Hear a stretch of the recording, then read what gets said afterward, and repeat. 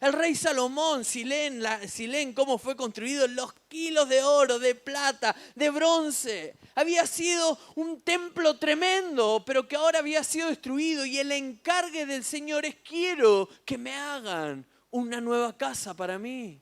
Y dice la palabra que los ancianos decían: esto no tiene nada que ver. Y lloraban. Y dice la palabra y le suelta la palabra. Y el Señor le dice: no se preocupen, porque la gloria postrera será mayor que la primera. Por más que hayas creído que el viejo tiempo había sido bueno, decí conmigo: viene un nuevo tiempo para mi vida. ¿Alguien lo cree, sí o no? Amén. Viene un nuevo tiempo.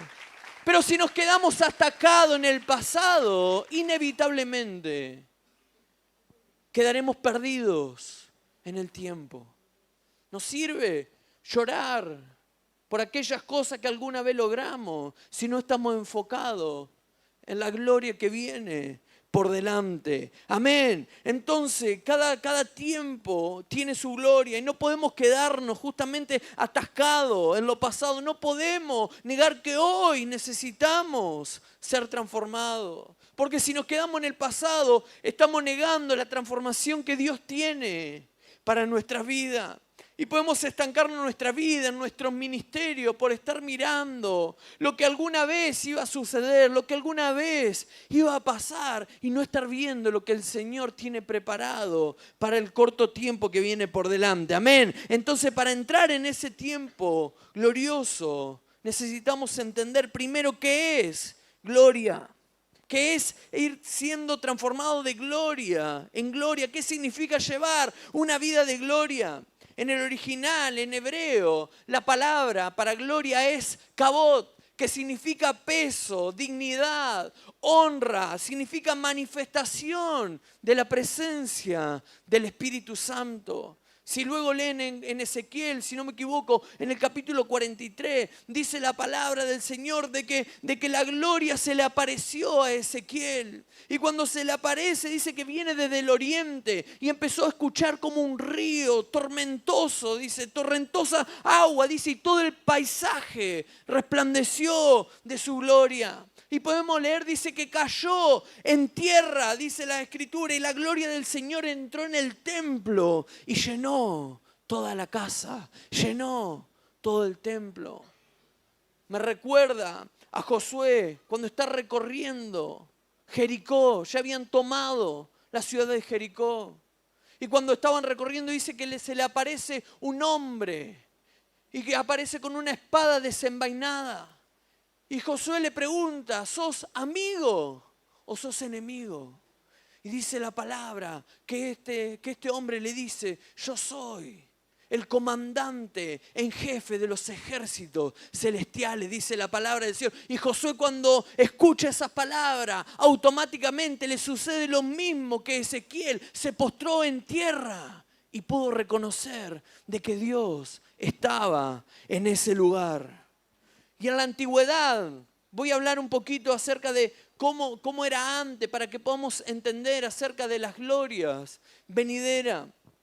La palabra habla de que el pueblo de Israel habían fabricado un arca por mandato del Señor. Y en esa arca había 3 elementos. Lo primero que había estaban las tablas de la ley, decí conmigo, la palabra de Dios. Estaba la vara de Aarón que había reverdecido, ¿sí?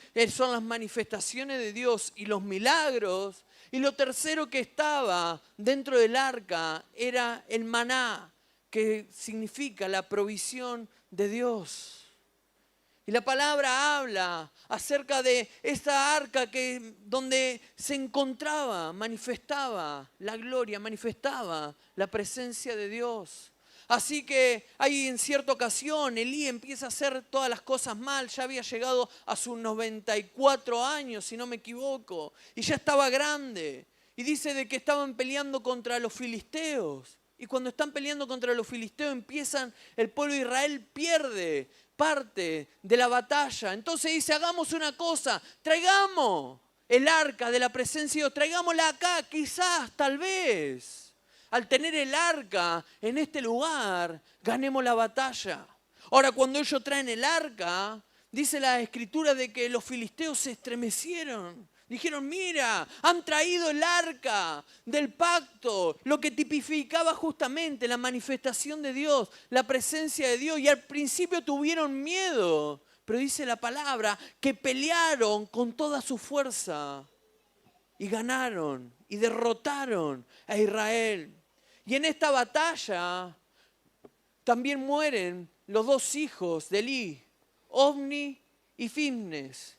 Y dice la palabra del Señor que el sacerdote Elí estaba alejado de ese lugar, y un hombre de la tribu de Benjamín va corriendo a dar la noticia a Elí. Dice que estaba esperando junto al camino la noticia de la batalla, y dice que estaba tan preocupado que su corazón temblaba. Ahora, cuando viene corriendo, cuando llega el mensajero, dice que un clamor resonó por todo el pueblo. Y Elí dice, ¿qué es lo que ha sucedido? ¿Qué es lo que ha pasado? Era el hombre a cargo de cuidar la presencia de Dios. Y ni siquiera está en el lugar correcto, sino que está alejado de la presencia de Dios. Decir conmigo, nunca hay que estar lejos de donde está la presencia de Dios. Nunca hay que estar lejos. Y dice la palabra que cuando todo el pueblo resuena, Elí pregunta, ¿a qué se debe todo ese ruido? Elí ya está ciego y el mensajero le cuenta. Dice, masacraron a toda la gente. Murieron tus dos hijos. Y tercero, el arca del pacto ha sido capturada. Cuando Elí, de 90 y tantos años, escucha esta noticia, ciego, dice de que cae sentado y se denuca y muere. La esposa de Finnes escucha esta noticia y dice la palabra del Señor, que estaba embarazada.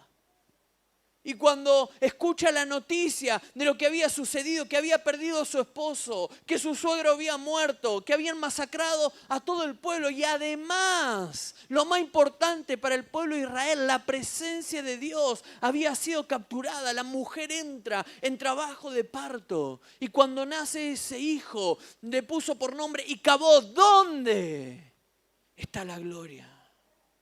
¿A dónde está la gloria? Termina diciendo, la gloria se ha ido de Israel porque el arca ha sido capturada. Y a veces creemos que podemos manipular, manejar la presencia de Dios a nuestra manera. Creemos que está simplemente al servicio de alguien y no entendemos todo el peso, todo lo que conlleva tener la presencia de Dios en nuestra vida, el cuidado que necesitamos tener. Amén.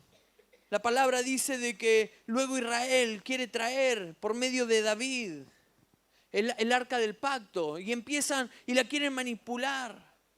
Dice la palabra que se estaba por caer porque la estaban trasladando con animales, y Usa toca el arca y dice que cae muerto en ese lugar porque no entendían cómo manejar la presencia de Dios, que necesitaba ser trasladada por los levitas y los sacerdotes. Amén. Si no, lea cuando quieren en 1 Crónicas capítulo 15 está esta historia.